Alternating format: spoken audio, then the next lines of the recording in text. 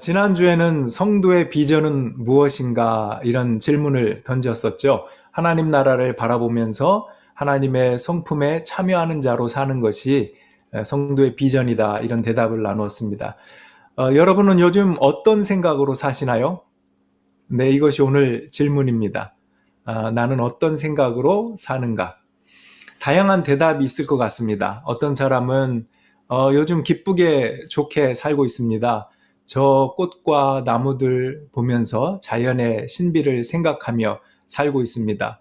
또 뭐 사랑하는 사람을 생각하며 삽니다. 다양하겠죠. 반대로 저는 좀 절망 가운데 살고 있습니다. 또는 별 생각 없이 삽니다. 여러 가지 다양한 대답이 있을 텐데요. 여러분에게 만약 한 달 정도의 시간만 남아 있다면 여러분은 무슨 생각으로 살 것 같습니까? 아마도 생각을 좀 정리하면서 살게 되지 않을까 싶습니다. 베드로는 자기가 죽을 날이 얼마 남지 않았다는 것을 직감합니다. 그래서 참된 복음을 전파하기에도 시간이 없는, 그런데 보니까 교회 안에 이단들, 거짓 교사의 가르침이 나타난 거예요. 그래서 베드로는 예수님이 자기에게 주신 사명을 너무나 잘 알고 있었거든요. 어떤 사명일까요? 예수님이 그랬거든요. 네가 나를 부인한 후에 돌이킬 때는 너의 형제들을 굳게 하라. 믿음 안에서 굳세게 하라. 이런 사명을 주셨습니다. 그래서 베드로는 유언처럼 거짓 교사의 가르침에 흔들리는 성도들에게 굳건하게 세우기 위해서 베드로 후서를 써서 보냅니다. 성도들이여, 거짓된 가르침에 흔들리지 말고 참된 믿음 안에 굳건하게 쓰며 믿음과 지식이 성장하십시오. 그러니까 자기가 없어도 자기의 말이 생각나도록 성도들에게 편지를 쓰는 것입니다. 특별히 기록으로 남기는 것입니다. 오늘 그 말씀을 계속 읽어갈 텐데 먼저 1장 12절로 15절까지 보겠습니다. 그러므로 너희가 이것을 알고 이미 있는 진리에 서 있으나 내가 항상 너희에게 생각나게 하려 하노라. 내가 이 장막에 있을 동안에 너희를 일깨워 생각나게 함이 옳은 줄로 여기노니 이는 우리 주 예수 그리스도께서 내게 지시하신 것 같이 나도 나의 장막을 벗어날 것이 임박한 줄 알미라. 내가 힘써 너희로 하여금 내가 떠난 후에라도 어느 때나 이런 것을 생각나게 하려 하노라. 이 본문에 보면 생각나게 하려 한다. 이 구절들이 좀 많이 나오죠. 하나님의 성품에 참여하는 것을 비롯해서 이 베드로 후서에 나오는 모든 내용, 참된 복음 이런 것들을 생각나게 하려고 지금 이 편지를 쓴다. 이런 내용입니다. 여기 보니까 첫 번째 줄이죠. 항상 너희에게 생각나게 하려 한다. 뭐를? 첫 번째 줄에 이미 진리에 서 있지만, 그러니까 오늘날 우리말로 하면 뭐죠? 잔소리를 한 번 더 한다.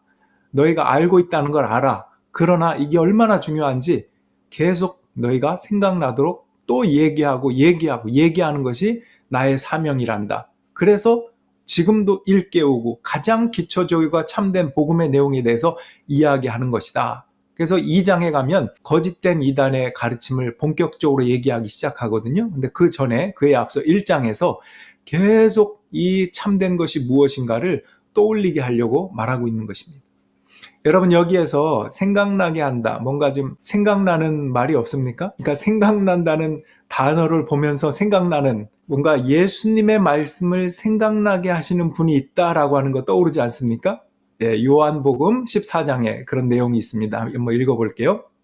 그러나 보혜사 곧 아버지께서 내 이름으로 보내실 성령께서 너희에게 모든 것을 가르쳐 주실 것이며 또 내가 너희에게 말한 모든 것을 생각나게 하실 것이다. 여러분은 잘 잊어버리는 편입니까? 아니면 기억력이 좋으신 편입니까? 잘 잊어버려요.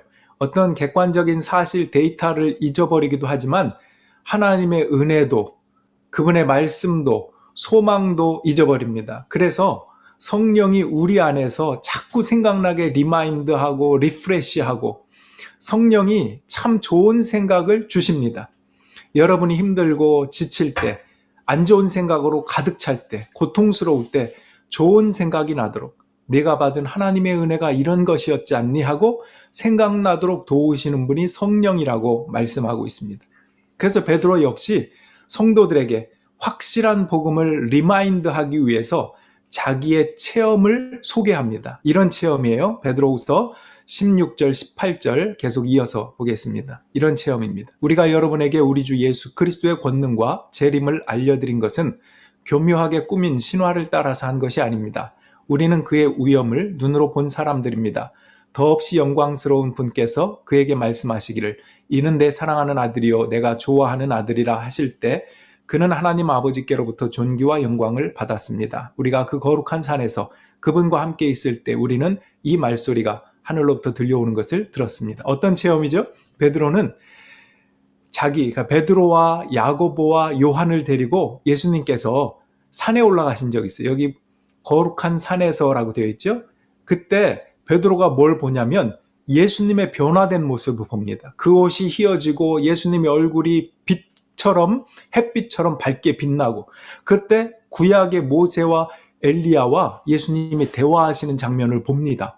얼마나 신비로운 체험입니까? 그때 얼마나 좋은지 자기도 우리 저 세상으로 내려가지 말고 이 거룩한 산에서 초막을 3개 짓고 여기서 삽시다 예수님께. 물론 예수님은 아니다 하고 내려가셨지만 그때 하늘에서 이런 소리가 났습니다. 여기에 보니까 이는 내 사랑하는 아들이요 내가 좋아하는 아들이다. 기뻐하는 아들이다. 이런 말씀을 음성으로 직접 듣습니다. 그거를 지금 얘기하는 거예요. 간증하는 것입니다. 성도들에게.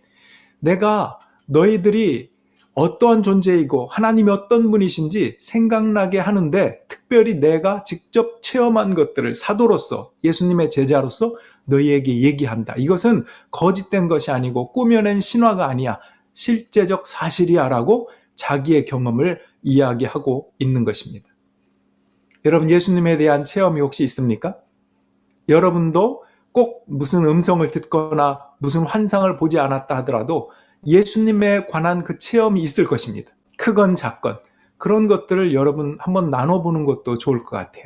옆 사람이 걱정하고 불안해할 때 낙심하고 좌절할 때 여러분이 체험한 하나님을 소개해 보세요. 근데 베드로는 이런 체험을 잠깐 소개해요. 그리고 어떻게 넘어가냐면 다시 말씀으로 돌아갑니다. 그 다음 구절인데요. 19절, 21절 마저 보겠습니다. 또 우리에게는 더욱 확실한 예언의 말씀이 있습니다. 지금 체험의 얘기를 한참 하고 다시 돌아가서 하는 말이 이거보다 더 확실한 예언의 말씀이 있다는 거예요. 자기가 체험한 것보다 더 확실한 게 있대. 여러분의 마음속에서 날이 새고 샛별이 떠오를 때까지 여러분은 어둠 속에서 비치는 등불을 대하듯이 이 예언의 말씀에 주의를 기울이시는 것이 좋습니다. 여기 보면 샛별, 새벽별이라고 우리가 찬양을 했죠. 어둠을 밝히시는 새벽별. 이 새벽별이 바로 예수 그리스도를 말합니다. 그 예수님이 우리 안에 떠오를 때까지 어둠 속에 비치는 등불을 대하듯이 예언의 말씀에 주의를 기우는 것이 좋습니다. 여러분 이 예언의 말씀을 유념하시기 바랍니다. 제가 계속 읽을게요. 여러분이 무엇보다도 먼저 알아야 할 것은 이것입니다. 아무도 성경의 모든 예언을 제멋대로 해석해서는 안 됩니다. 예언은 언제든지 사람의 뜻에서 나온 것이 아니라 사람들이 성령에 이끌려서 하나님께로부터 오는 말씀을 받아서 한 것입니다. 다시 정리해보면 자기가 경험하고 체험한 것보다 더 확실한 예언의 말씀이 있다 하고 소개하는 것입니다. 여러분 기독교에서 중요한 단어가 많이 있지만 그 중에 약간 오해되는 단어가 2개가 있습니다. 계시, 예언. 아까 예언을 유념해달라고 그랬는데 계시라고 하는 단어, 예언이라고 하는 단어입니다. 먼저 계시라는 말은 열어서 보여준다 이런 뜻입니다. 그러니까 하나님이 자신을 열어서 우리에게 보여주는 것이 계시입니다. 하나님 쪽에서 먼저 보여주지 않으시면 우리의 지식으로 우리의 이성으로 어떻게 하나님을 다 알 수 있겠어요? 하나님이 보여주시는 만큼만 우리는 알 수 있는 거예요. 그런 면에서 계시인데 어떤 신학자가 아주 멋지게 표현을 했어요. 계시는 하나님의 자기소개이다. 참 멋진 표현이죠. 하나님은 자연책과 성경책 이 2개를 통해서 자기 자신을 소개하셨습니다. 계시는 우리가 흔히 생각하듯이 누가 산에서 계시를 받았다. 그런 자기 계시 차원이 아니라 성경 자체를 계시라고 합니다. 뭐라고 한다고요? 성경 자체를 계시라고 합니다. 그러니까 자연을 일반 계시라고 한다면 성경을 특별 계시라고 말합니다.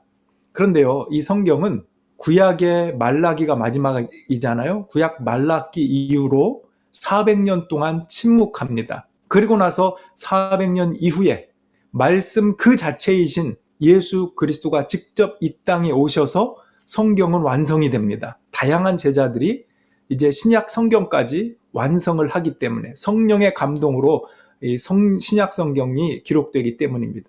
구약은 하나님 나라와 예수 그리스도에 관한 예언입니다. 신약은 하나님 나라와 예수 그리스도의 예언의 성취입니다. 그러니까 구약과 신약은 예언과 성취라고 하는 이런 대꾸를 갖고 있습니다. 지금 베드로가 성령의 감동으로 쓰고 있는 이 편지도 나중에 신약 성경이 됩니다. 우리에게 있어서는 이미 과거의 일이지만 베드로는 변화산에서 들은 그 하나님의 음성보다, 자기가 체험한 그 체험보다 더 확실한 예언의 말씀이 있다고 하면서 성경을 언급하고 있다는 것을 생각해 보세요. 예언이라고 하면 보통 앞일을 말하는 것으로, 그런 의미로 쓰입니다. 성경에서는 그것과 함께 또 중요한 개념이 있어요. 맡길 예자를 써서 말씀을 맡긴다라는 뜻입니다. 예금하면 은행에 돈을 맡긴다 하듯이 예언자 하면 하나님의 말씀을 맡은 자, 이것을 예언자라고 성경은 이야기합니다. 그래서 예언자는 앞일을 내어다보는 의미도 있지만 하나님의 말씀을 맡은 의미도 있습니다. 종합하면 하나님의 말씀은 어때요? 과거와 현재와 미래를 관통하기 때문에 예언자는 과거를 말하기도 하고 미래를 말하기도 하면서 현재 우리가 어떻게 살아야 하는지 연결시키는 것, 이것이 예언자의 사명이었어요. 여러분, 계시가 마치 림벨리 산에서 계시를 받았다 이럴 때 쓰는 단어도 아니고 예언이 무슨 노스트라다무스의 예언이다 이런 의미도 아닙니다. 계시와 예언은 신구약 성경을 말해요. 예수님과 하나님에 대한 예언이 구약이라면 예수님과 하나님 나라에 대한 성취가 신약이라고 말씀드렸죠. 이 예언의 말씀이 체험보다 더 중요하다고 말하는 거예요.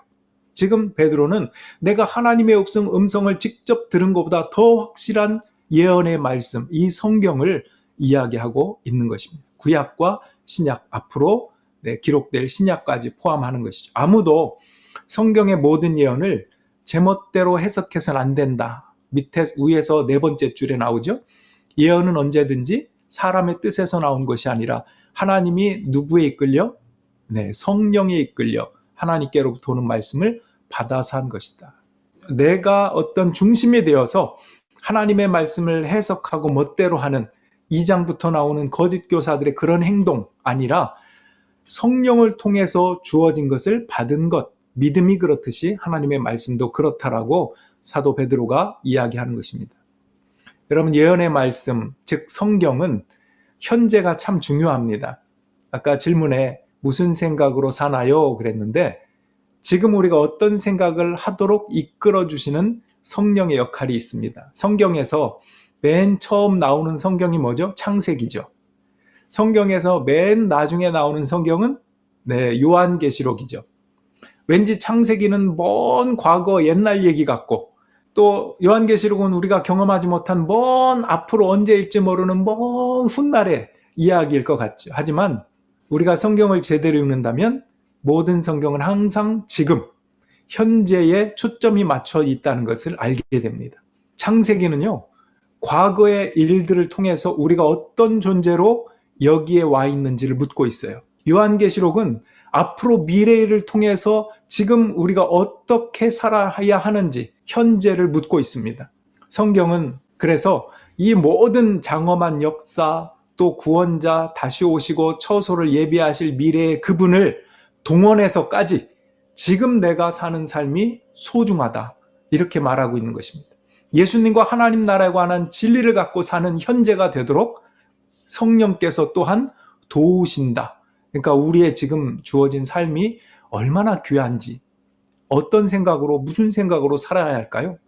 여러분, 어거스틴이라고 354년에 태어나서 초기 교회 기독교와 중세를 잇는 아주 중요하고 유명한 신학자요 성자로 불려지는 어거스틴이라는 사람이 있습니다. 아주 교회사의 중요한 인물입니다. 근데 이 어거스틴은 굉장히 똑똑했지만 방탕한 삶을 살았습니다. 어느 날 그가 방탕한 삶을 정리하고 그의 어머니 모니카의 기도로 이제 내가 하나님을 믿고 살겠다, 예수님을 믿고 살겠다 결단했어요. 그러나 결단한다고, 우리가 지난번에 나눴지만 내가 믿고 싶다고 결단한다고 믿어지던가요? 믿음은 주어지는 거라고 그랬어요. 그가 고민을 합니다. 내가 하나님을 믿고 싶은데 하나님이 도저히 이해가 안 가. 내 이 똑똑한 머리로 하나님을 이해할 수 있을 거라고 생각했는데 아무리 성경을 봐도 하나님을 이해할 수가 없어서 믿을 수가 없다. 그러던 그가 어느 날 꿈을 꿉니다. 꿈에서 바닷가인데 한 소녀가 그 해변가에서 모래 구덩이를 파놓고 그 조개 껍질로 바닷물을 떠서 그 모래 구덩이에다 붓고 있는 거예요. 계속 하고 있는 거예요. 어거스틴이 꿈에 그 모습을 보고 아니 얘야 뭐 하고 있니?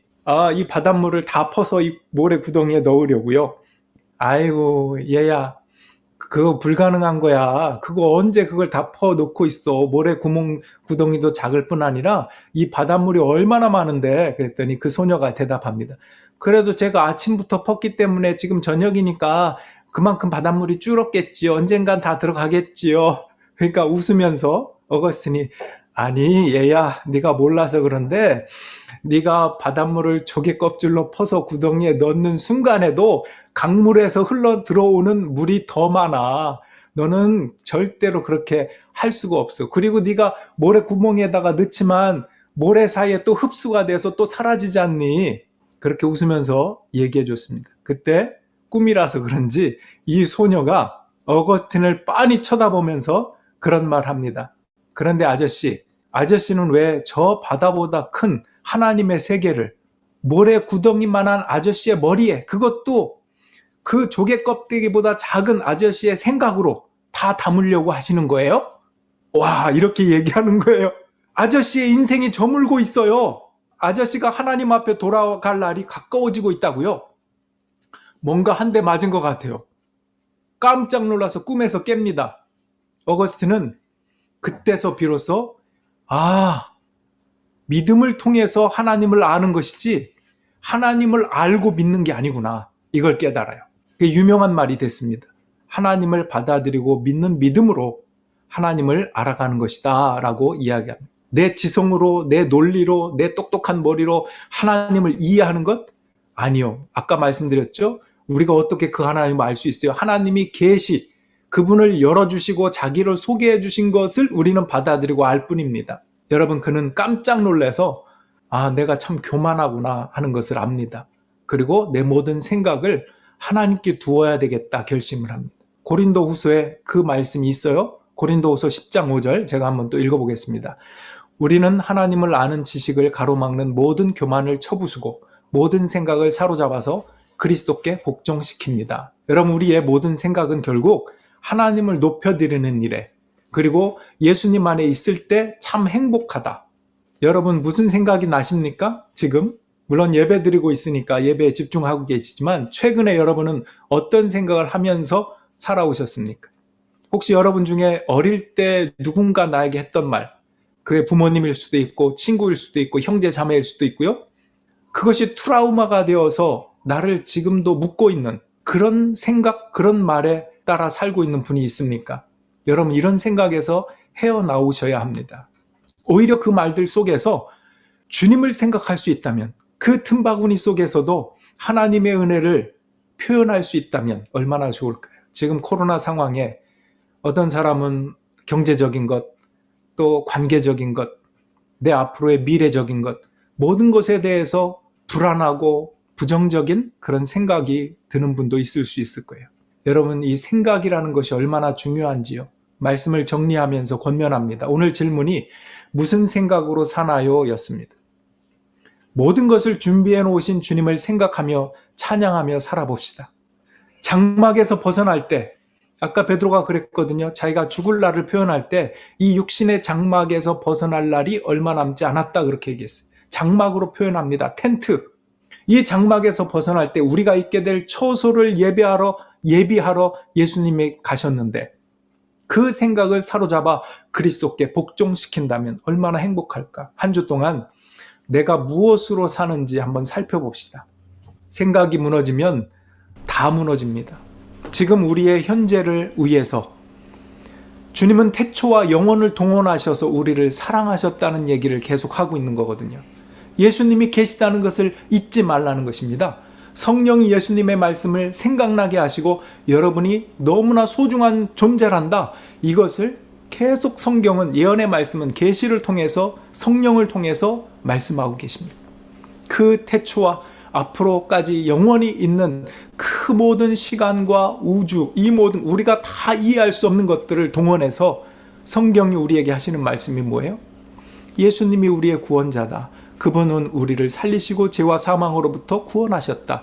부활하셔서 지금도 성령을 통하여 우리와 함께 계시다. 지금 네가 살아가고 있는 이 삶, 현재의 삶, 어떤 생각을, 무슨 생각에 침투를 허용하며 살 것이냐, 악한 사단의 생각에 놓을 것이냐, 아니다. 성령이 주시는 생각, 생각나게 하시는 예수님의 말씀들, 그분의 행동들, 이런 것들을 우리의 삶에 적용하면서 살아라. 그렇다면 이 코로나 시대에 여러분이 얼마나 오래 사셨는지 저는 잘 모르겠어요. 나이는 저마다 다릅니다. 그러나 지금 내가 살아가고 있는 이 삶에, 과거에 지나온 모든 삶을 통하여 변화된 내가 지금 있는지 돌아보십시오. 왕년에 내가 어땠어? 내가 전에는 이랬어. 좀 잘 나갔어. 이게 뭐가 중요합니까? 그래서 지금 어떠한 내가 되어 있는가? 하나님의 성품에 참여하고 있는 사람이 되었는가? 하나님을 인정하고 그분을 찬양하며 예배하는 자가 되어 있는가? 이것이 주님 보시기에 가장 귀한 것 아니겠습니까? 여러분, 우리의 육신의 장막을 벗을 날이 어때요? 많이 남았습니까? 조금 남았습니까? 여러분, 이런 차원에서 이 상황은 어렵고 힘듭니다. 불안한 코로나의 상황이기도 합니다. 이런 시대 속에서 흔들리지 않고 굳건하게 우리가 붙잡고 가야 할 믿음, 주님의 사랑, 보여주시는 비전과 소망, 한 주간 동안 하나님께서 어떤 생각을 여러분에게 주시는지, 하나님 떠나서 나는 어떤 생각을 하면서 살아가는지, 이것을 돌아봅시다. 그리고 어거스틴처럼 하나님이 정말 크신 분이구나, 내 조그만 머리로 이 모든 것을 해석하려고 했던 것 아니구나, 오히려 하나님의 말씀을 받아들이고 그분의 영광을 찬양하는 것이 나의 남은 삶이구나, 또 내가 생각 가운데 받아야 할 은혜구나, 이런 것들을 돌아본다면 우리가 코로나 상황에서 살아가는데 정말 큰 힘이 될 줄로 믿습니다. 그렇게 힘을 얻고 주님의 영광을 높여드리는 한 주간의 삶이 되기를 주님의 이름으로 축복합니다. 우리 기도하겠습니다. 이 시간에 말씀을 생각하면서 기도하기 원합니다. 하나님, 저에게 이 땅에 살아갈 수 있도록 생명을 허락하시고 지금까지 살아온 것이 주님의 은혜입니다. 우리가 감사합시다. 코로나19로 또 재정적으로, 경제적으로, 관계적으로 여러 가지 어려움을 겪고 있습니까? 그 가운데 절망과 불안한 생각이 아니라 하나님이 그 생각 속에서도 나를 얼마나 사랑하시는지, 나를 얼마나 소중하게 여기시는지, 그러하기 때문에 과거와 미래를 엮어서 지금의 내 모습을 보게 하시고 하나님 나라를 향할 수 있도록 비전을 주십니다. 하나님의 성품에 참여하는 자로 우리를 파트너로 불러주셨습니다. 얼마나 귀하고 감사한지 주님을 찬양하겠습니다. 주님을 예배하겠습니다. 우리가 결단하는 마음을 갖기 원합니다. 이 시간에 하나님께서 여러분에게 주신 것들을 생각하면서 여러분 무슨 생각으로 살아갑니까? 주님을 생각하며 살아가는 우리가 되기 원합니다. 이 시간에 간구하는 마음으로 같이 기도하며 나가겠습니다. 기도하십시다. 하나님 아버지, 감사합니다.